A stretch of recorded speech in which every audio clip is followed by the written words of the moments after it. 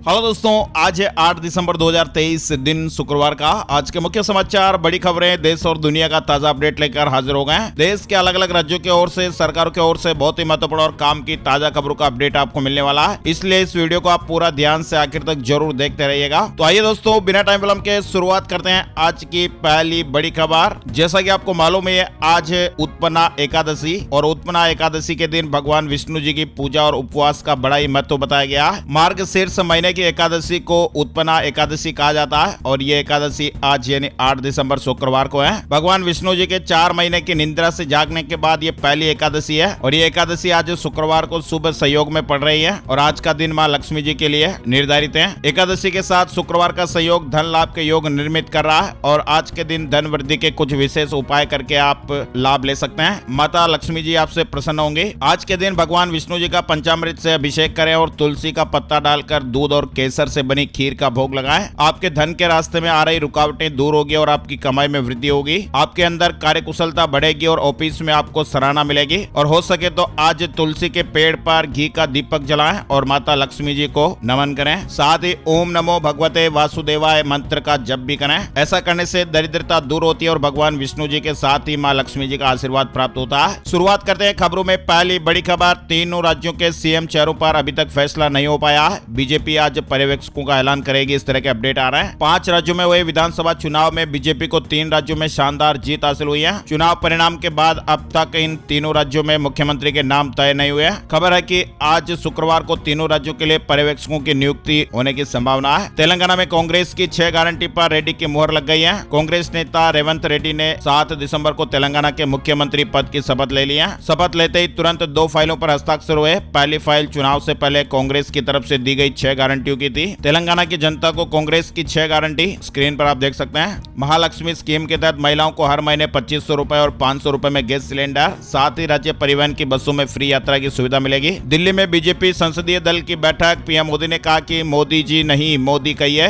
3 राज्यों में जीत कार्यकर्ताओं की मेहनत का नतीजा है। भारतीय जनता पार्टी की 7 दिसंबर को संसद भवन परिसर में संसदीय दल की बैठक हुई और इस बैठक में पीएम नरेंद्र मोदी, गृह मंत्री अमित शाह समेत कई मंत्री और नेता मौजूद रहे। सबसे पहले 3 राज्यों में भाजपा की धमाकेदार जीत के लिए नेताओं ने पीएम मोदी का स्वागत किया। इधर खबर आ रही कि केंद्रीय मंत्री नरेंद्र सिंह तोमर, प्रहलाद पटेल का इस्तीफा मंजूर हो गया है। दोनों नेताओं ने मंत्री पद छोड़ दिया। बुधवार को संसद की सदस्यता भी छोड़ी थी। मध्य प्रदेश में विधायक का चुनाव जीतने के बाद नरेंद्र सिंह तोमर और प्रहलाद पटेल ने केंद्रीय मंत्री पद से भी इस्तीफा दे दिया। गुरुवार को राष्ट्रपति ने मंजूर कर लिया। इसके साथ इन दोनों मंत्रियों के विभाग अन्य मंत्रियों को बांट दिए गए। तोमर के कृषि मंत्रालय का प्रभार केंद्रीय मंत्री अर्जुन मुंडा को दिया गया। वहीं प्रहलाद सिंह पटेल का खाद्य प्रसंस्करण उद्योग का प्रभार राज्य मंत्री शोभा करंदलाजे को सौंपा गया। पटेल का ही जल शक्ति मंत्रालय का अतिरिक्त प्रभार राज्य मंत्री के रूप में राजीव चंद्रशेखर को दिया गया। बाबा बालकनाथ ने भी सांसदी से इस्तीफा दे दिया। राजस्थान विधानसभा चुनाव में बड़ी जीत के बाद बीजेपी के सामने मुख्यमंत्री चुनना बड़ी चुनौती बन रहा है। एक तरफ वसुंधरा राजे अपने समर्थक विधायकों के साथ शक्ति प्रदर्शन कर रही हैं, वहीं इसी बीच दिल्ली भी आई और अटकलें लगाई जा रही थी कि हाईकमान एक बार फिर वसुंधरा में विश्वास जता सकता है। लेकिन बाबा बालकनाथ के इस्तीफे के बाद अटकलों का बाजार अब और भी गर्म हो गया।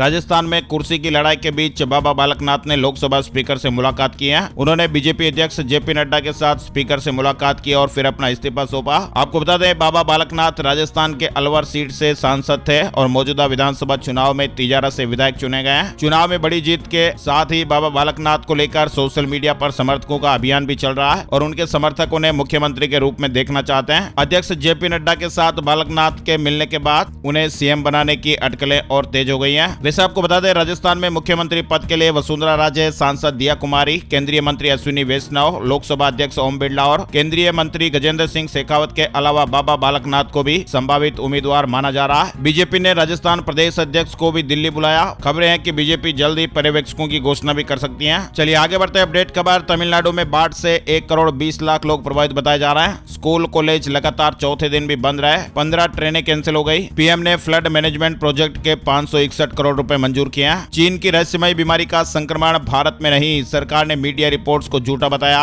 और कहा कि एम्स पहुंचे लोगों को साधारण निमोनिया था। चीन की रहस्यमयी बीमारी के मरीज भारत में भी मिलने के दावों को सरकार ने झूठा बताया। सरकार ने गुरुवार को एक बयान जारी करके कहा कि एम्स दिल्ली से मिले सभी मामले साधारण निमोनिया के हैं। इनका चीन की बीमारी से कोई ताल्लुक नहीं है। पेटीएम का शेयर 18% फिसला। सेंसेक्स 132 अंक गिरकर 69,521 पर बंद हुआ। निफ्टी भी 32 अंक टूटा। इसके अलावा स्पाइस जेट का शेयर 20% चढ़ा। मनी लॉन्ड्रिंग केस में ईडी ने पहली चार्जशीट फाइल की है। पीएमएलए की आपराधिक धाराओं के तहत चीन की कंपनी वीवो और 4 लोगों को आरोपी बनाया गया है। गूगल ने सबसे powerful AI model Gemini launch किया है। इंसानों की तरह यह सोच और समझ सकता है। चैट जीपीटी को यह बड़ी टक्कर देगा। टेक्नोलॉजी कंपनी गूगल ने चैट जीपीटी को टक्कर देने के लिए अपने नए आर्टिफिशियल इंटेलिजेंस यानी एआई मॉडल जेमिनी को लॉन्च कर दिया है। ये एआई टूल इंसानों की तरह व्यवहार करने के लिए डिजाइन किया गया है और गूगल का यह दावा है कि जेमिनी समझने, तर्क करने, कोडिंग और प्लानिंग करने जैसे कामों में अन्य मॉडलों से बेहतर तरीके से काम करता है। कंपनी के सीईओ सुंदर पिचाई ने कहा कि यह गूगल में एआई के एक नए युग की शुरुआत है और उन्होंने इसे जेमिनी युग बताया।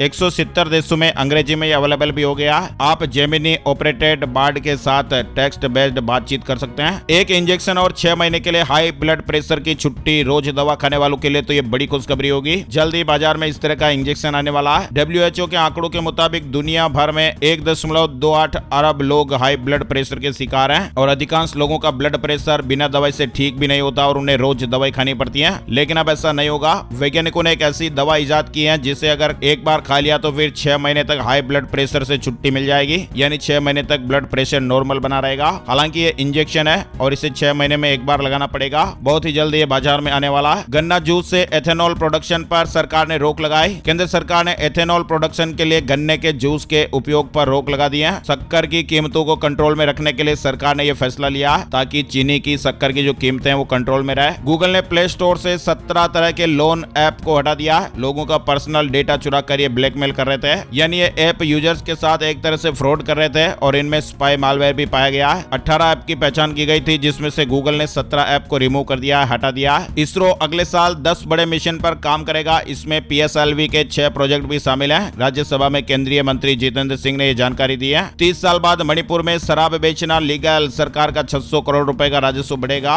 मणिपुर में 30 साल बाद शराब बेचना और पीना लीगल होगा। दरअसल 1991 से ड्राई स्टेट मणिपुर में शराब का बैन हटने से सरकार का सालाना राजस्व 600 करोड़ रुपए बढ़ जाएगा। सोमवार को मुख्यमंत्री एन बीरेन सिंह की कैबिनेट ने मीटिंग में यह फैसला लिया है। मारुति टाटा के बाद हुंडई भी कारों के दाम बढ़ाएगी। इनपुट कॉस्ट बढ़ने के कारण कंपनी ने यह फैसला लिया है। नई कीमतें 1 जनवरी 2024 से लागू हो जाएगी। पेंशन अपडेट से जुड़ी खबर आ रही है। दिसंबर खत्म होने से पहले जरूर ये काम कर लें। EPFO ने उच्च वेतन पर पेंशन के संबंध में वेतन वितरण आदि अपलोड करने के लिए नियोक्ताओं को 3 महीने का समय दिया है। पहले ये विवरण जमा करने की आखिरी तारीख 30 सितंबर थी, अब इसे बढ़ाकर 31 दिसंबर कर दिया गया है। टाटा मोटर्स ने HDFC बैंक के साथ टाई अप किया है। अब कमर्शियल वाहनों पर आसानी से लोन की सुविधा मिलेगी। कच्चे तेल की कीमतों में फिर से मामूली तेजी आई है और ऐसे में पेट्रोल और डीजल के प्राइस कुछ राज्यों में बढ़ भी गए हैं। और हाँ दोस्तों, उत्तराखंड से जुड़ी बड़ी खबर आ रही है। उत्तराखंड के होमगार्डों को अब सेना की तरह ही कैंटीन की सुविधा मिलेगी। सरकार इस योजना पर काम कर रही है। इसके अलावा उत्तराखंड में पुरुष होमगार्ड के 300 पदों पर जल्द ही नई भर्ती भी शुरू होगी। जम्मू कश्मीर में 11 दिसंबर से मौसम का मिजाज बदल सकता है। मौसम विज्ञान केंद्र श्रीनगर के अनुसार 11 तारीख को बादल छाए रहने के साथ ही 12 से 15 दिसंबर तक कुछ उच्च पर्वतीय क्षेत्रों में बारिश के साथ साथ बर्फबारी भी हो सकती है। वाराणसी में 17 दिसंबर से शुरू होगा तमिल संगमम। पीएम मोदी उद्घाटन करेंगे। मध्य प्रदेश, राजस्थान और छत्तीसगढ़ में बम्पर जीत के बाद प्रधानमंत्री नरेंद्र मोदी जी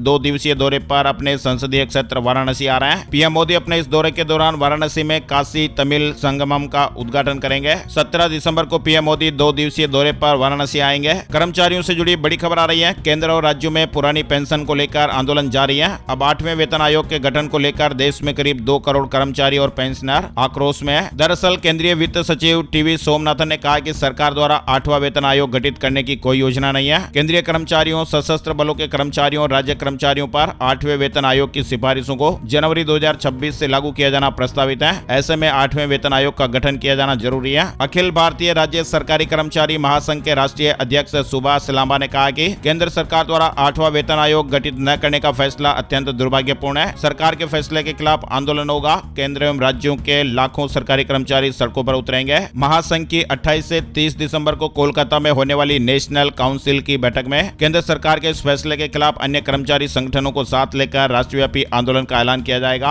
आगे बढ़ते दोस्तों, बड़ी खबर आ रही है। कोचिंग संस्थानों को झटका, यूपीएससी पास करने वालों की नहीं छाप सकेंगे फोटो। बड़ी महत्वपूर्ण और काम की खबर है। देश भर में कोचिंग सेंटर द्वारा सरकारी नौकरी की परीक्षा में सफल रहने वाले अभ्यर्थियों की तस्वीर दिखाना अब संभव नहीं होगा। केंद्रीय उपभोक्ता संरक्षण प्राधिकरण CCPA ने संघ लोक सेवा आयोग यानी यूपीएससी परीक्षा में सफल रहने वाले अभ्यर्थियों की तस्वीर तस्वीर के उपयोग के मसले पर रोक लगाने को कहा है। दरअसल कोचिंग सेंटर टॉपर्स की तस्वीर विज्ञापन में लगाते हैं और इसके बदले पैसा भी देते हैं। आ गई तारीख, आर्टिकल 370 मामले में 11 दिसंबर को फैसला सुनाएगा सुप्रीम कोर्ट। याचिकाकर्ताओं ने केंद्र सरकार के 5 अगस्त 2019 के फैसले को चुनौती दी थी। तेलंगाना से जुड़ा अपडेट है, महिलाओं को मुफ्त सफर और 10 लाख तक इलाज। सोनिया गांधी के जन्मदिन पर रेवंत रेड्डी सरकार ये फैसला लागू कर देगी। तेलंगाना के सीएम की शपथ के साथ ही रेवंत रेड्डी ने कार्यभार संभाल लिया है। रेवंत रेड्डी सरकार 9 दिसंबर से 2 बड़े फैसले लागू करने जा रही है। कांग्रेस की पूर्व अध्यक्षा सोनिया गांधी के जन्मदिन से ही महिलाओं को बस में मुफ्त सफर की सौगात मिल जाएगी। इसके साथ ही राज्य सरकार इसी दिन से ही राजीव गांधी आरोग्य श्री की राशि बढ़ाकर 10 लाख रुपए करेगी। सोनिया गांधी जी का जन्मदिन 9 दिसंबर को है और ऐसे में ये 2 बड़े फैसले 9 दिसंबर से लागू हो जाएंगे। इस तरह के अपडेट है। पंजाब नेशनल बैंक में है अकाउंट तो 18 दिसंबर तक आपको ये काम जरूर कर लेना है। पीएनबी ने अपने ग्राहकों से 18 दिसंबर 2023 तक केवाईसी डिटेल अपडेट करने की बात कही है और ऐसा नहीं हुआ तो फिर आपका बैंक अकाउंट बंद हो सकता है। यानी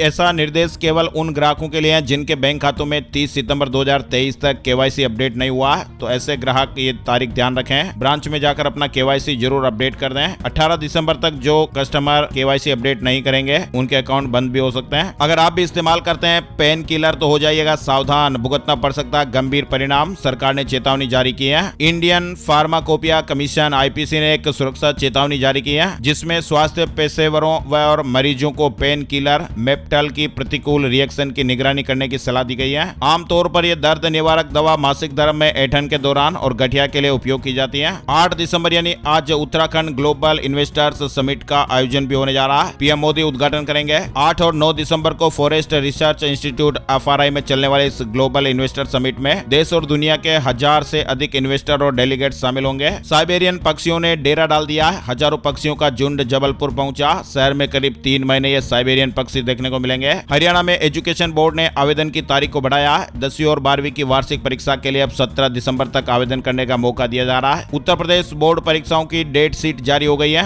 22 फरवरी से शुरू होंगे 10वीं और 12वीं के एग्जाम। पूरा टाइम टेबल ऑफिशियल वेबसाइट पर देख सकते हैं। जयपुर की पंचायतों में उपचुनाव 10 जनवरी को। 4 सरपंच, 4 उप सरपंच और 38 वार्ड पंचों के लिए वोटिंग होगी। स्मार्टफोन यूजर्स सावधान हो जाइएगा, सरकार ने एक चेतावनी जारी की है। ये चेतावनी एंड्रॉइड मोबाइल यूजर्स के लिए जारी हुई है। अगर आपने अपना एंड्रॉइड फोन अपडेट नहीं किया हुआ तो जरूर अपडेट कर लें। मेटा ने मैसेंजर और फेसबुक के लिए पेश किया एंड टू एंड एन्क्रिप्शन। पहले से ज्यादा सिक्योर रहेगी आपकी चैट। इसके अलावा दोस्तों दिल्ली की हवा खराब है। एनसीआर में सर्वाधिक प्रदूषण देखने को मिल रहा है। AQI कई इलाकों में 320 तक देखा गया। अगले 3 दिन सांसों पर संकट बरकरार रहेगा। हिमाचल प्रदेश से जुड़ी खबर, नियमितीकरण होते ही दैनिक भोगियों के पदों को समाप्त किया जाएगा। कार्मिक विभाग ने एक अधिसूचना जारी की है। झारखंड से जुड़ी खबर है, सूखा प्रभावित किसान भाइयों को धान की फसल पर MSP से 117 रुपए अधिक मिलेंगे। सरकार का यह फैसला है। झारखंड के कैबिनेट सचिव ने कहा कि इस फैसले से झारखंड के किसानों को 1 क्विंटल धान बेचने पर 2300 रुपए मिलेंगे। न्यूनतम समर्थन मूल्य यानी MSP से 117 रुपए प्रति क्विंटल एक्स्ट्रा देने का फैसला हुआ है। बड़ी खबर आ रही है, जिनको एक्सीलेटर दबाने का बहुत ज्यादा शौक है, कार वगैरह चलाते हैं तो ध्यान दीजिएगा।